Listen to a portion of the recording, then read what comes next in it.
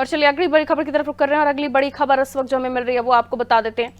आपको बता दें इस वक्त जो अगली बड़ी खबर हमें मिल रही है वो है रायपुर से ही बीजेपी ने अपना घोषणा पत्र जारी कर दिया है। निकाय चुनाव को लेकर ये घोषणा पत्र है। सीएम विष्णुदेव साय कार्यक्रम में मौजूद रहे। बीजेपी ने अटल विश्वास पत्र से नाम दिया है। घोषणा पत्र में बीजेपी ने 20 प्रमुख मुद्दे शामिल रखे हैं। वादे जो 20 हैं वो किए हैं। पट्टा धारकों को भूस्वामी बनाएंगे। महापौर सम्मान निधि की स्थापना करेंगे। स्कूल कॉलेज में मुफ्त वाईफाई की सुविधा दी जाएगी। ये बहुत बड़ी अच्छी घोषणा है, क्योंकि आज तकनीक के इस दौर में हर बच्चे को जो नॉलेज है वो इंटरनेट से मिलता है। तो किताब के साथ साथ तकनीक के सहारे बच्चे अपना भविष्य और अच्छे से संवार पाएंगे। फूड स्ट्रीट की स्थापना भी की जाएगी।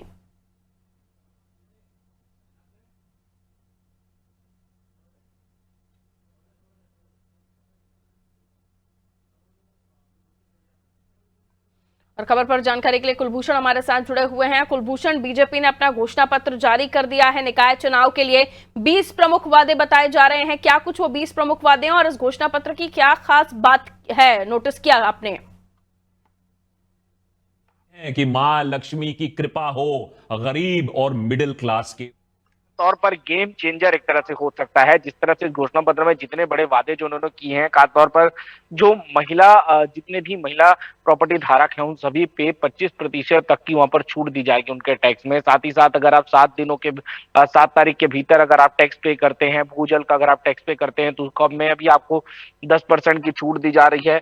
स्कूल कॉलेज में फ्री वाईफाई की सुविधा दी जा रही है। महिलाओं के लिए फ्री सैनिटरी पैड दी जा रही है। जितने भी यूपीएससी के जो उत्तीर्ण छात्र हैं उनको 1-1 लाख रुपए की प्रोत्साहन की राशि दी जा रही है। तो यकीनन तौर पर कई अलग अलग तरीके की यहाँ पर घोषणाएं हैं। महिलाओं को, सहायता समूह को बर्तन बैंक के लिए क्या होते हैं 2.5 लाख रुपए का ऋण जो है वो मिल सकेगा। कई ऐसे अलग अलग योजनाएं हैं जो 20 तरीके की जो घोषणाएं हैं वो यहाँ पर की है। पीएम आवास के लिए भी विशेष करके छूट दी जा रही है और इसे बढ़ाकर 3 लाख रुपए कर दिया है।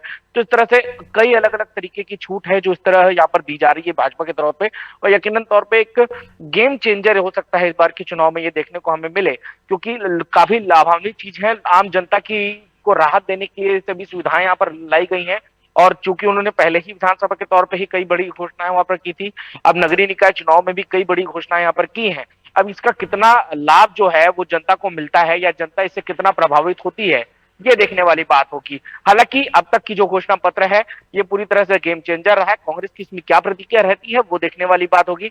जनता इस घोषणा को कैसे लेती है और कितना उसका जो फल है वो 11 तारीख के चुनाव में यहाँ पर मतदान के समय यहाँ पर किस तरह से देती है, वो देखने वाली बात होगी। जी, बहुत अच्छी बात जो शिक्षा को लेकर स्कूल कॉलेजेस में वाईफाई लगाने की बात, ये हम देख रहे हैं निकाय चुनाव में स्कूल और कॉलेजेस इन सबको लेकर इस तरह की घोषणा अमूमन बहुत महत्वपूर्ण चीज, क्योंकि देखिए इससे हम देख रहे हैं कि तकनीक, खासतौर पर जो छत्तीसगढ़ के बच्चे हैं वो शिक्षा तो ले ही रहे हैं, जाहिर सी बात है, लेकिन तकनीक का सहारा अब हर स्कूल कॉलेज में जब बच्चों को मिलेगा तो जाहिर सी बात है कि ये बहुत इंपॉर्टेंट होगा। देखिए बहुत सारे काम होते हैं जो इंटरनेट के जरिए होते हैं, स्कूल्स में कंप्यूटर क्लासेस होती हैं, सारी चीजें होती हैं, लेकिन कई बार जब रिसर्च की बात आती है तब इंटरनेट की जरूरत, आवश्यकता पड़ी जाती है।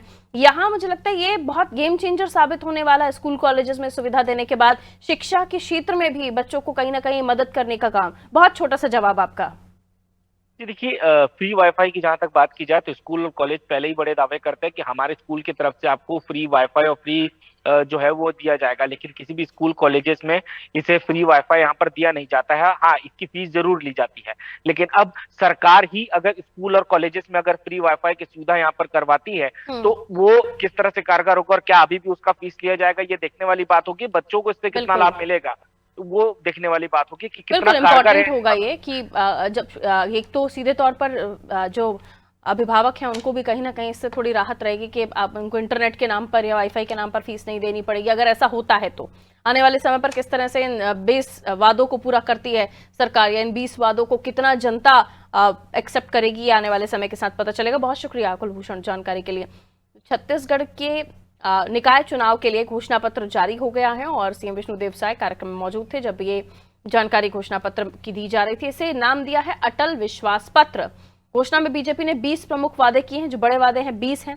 जिसमें फूड स्ट्रीट शामिल किया है। स्कूल कॉलेज में वाईफाई सुविधा देने की बात कही गई, महापौर सम्मान निधि देने की बात कही गई है, पट्टा धारकों को भूस्वामी बनाने की बात कही गई। तो ऐसी कई जो 20 ऐसे बिंदु हैं जो महत्वपूर्ण हैं, जिसको लेकर इस घोषणा पत्र में इसे शामिल किया गया है।